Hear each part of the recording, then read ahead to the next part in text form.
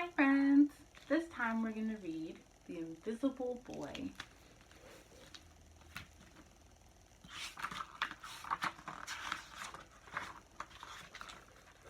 Can you see Brian, the invisible boy? Even Mrs. Carlotti has trouble noticing him in her classroom. She's too busy trying to help Nathan and Sophie.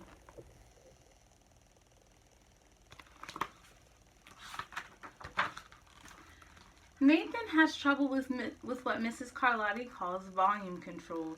He uses his outside voice inside, a little bit too much sometimes. And Sophie gets very loud and talks over others when she doesn't get her way. Nathan and Sophie need a little extra attention, but Brian doesn't.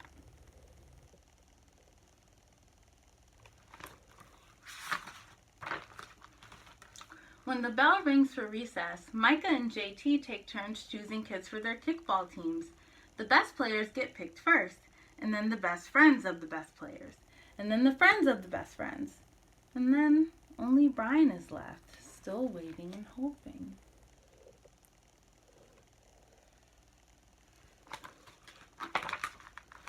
JT glances in Brian's direction and just as quickly looks away. "We've got enough players for each team," he tells the others. "Let's play ball." Aww, how do you think Brian is feeling?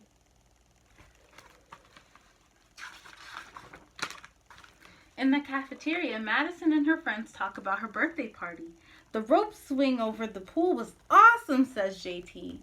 "Yeah, so was the water slide," adds Fiona. "That was the best pool party ever." "I'm so glad you guys had fun," says Madison. Everybody did except Brian. He wasn't invited.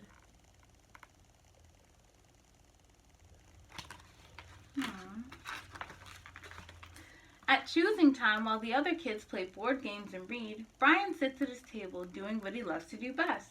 He draws fire-breathing dragons scaling tall buildings, greedy pirates digging for treasure, space aliens locked in intergalactic battles, and superheroes with the power to make friends wherever they go.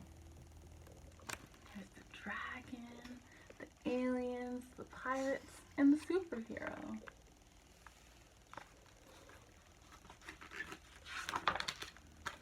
On Monday morning, Mrs. Carlotti introduces Justin, a new student to the class.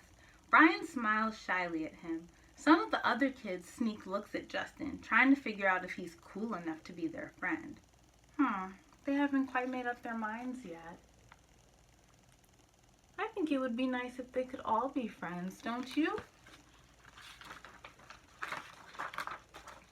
At lunch, Madison and JT watch Justin eat with chopsticks. "What's that?" asks Madison as she points at Justin's food.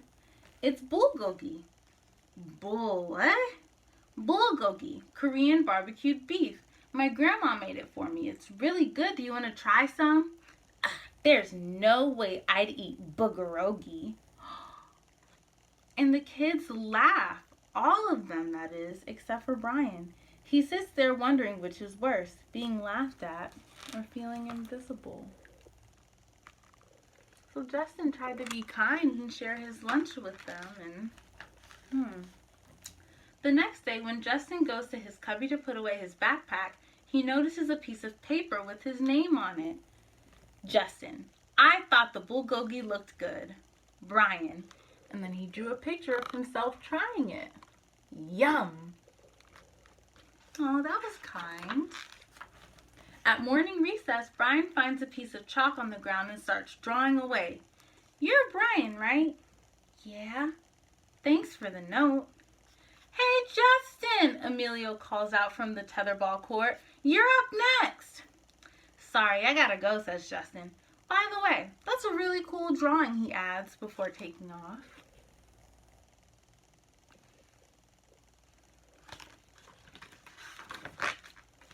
Back in class, Mrs. Carlotti asks the kids to team up in 2s or 3s for a special project. The kids scurry around the room to pair off. Brian heads towards Justin. "I'm already with Justin," says Emilio. "Find someone else." Well, he probably could have said that in a kinder way. Brian looks at the floor, wishing he could draw a hole right there to swallow him up.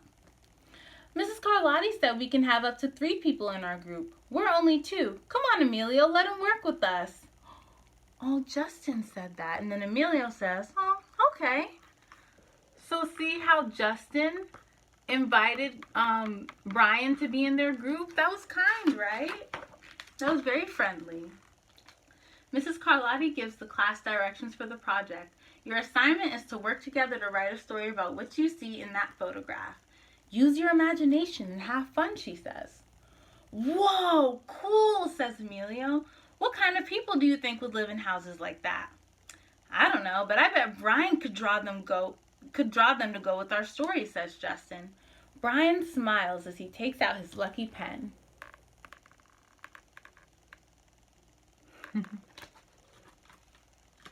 What do you notice about Brian now? In the beginning, look at Brian here. But then after his friends invited him to join them, look at him here. I wonder what's different.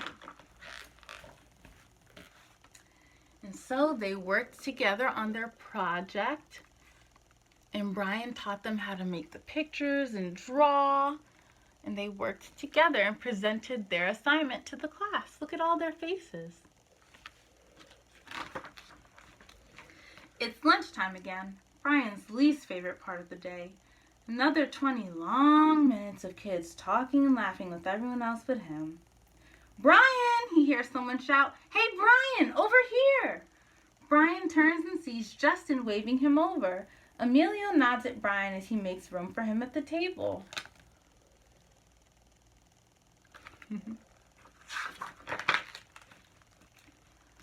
Maybe, just maybe, Brian's not so invisible after all. You want a cookie? Thank you.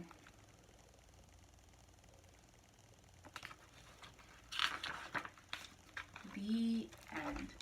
Now friends, I really like this story because it reminds us to always be kind to people because you never know how they might be feeling. So try your best to be friendly and invite others to play with you too.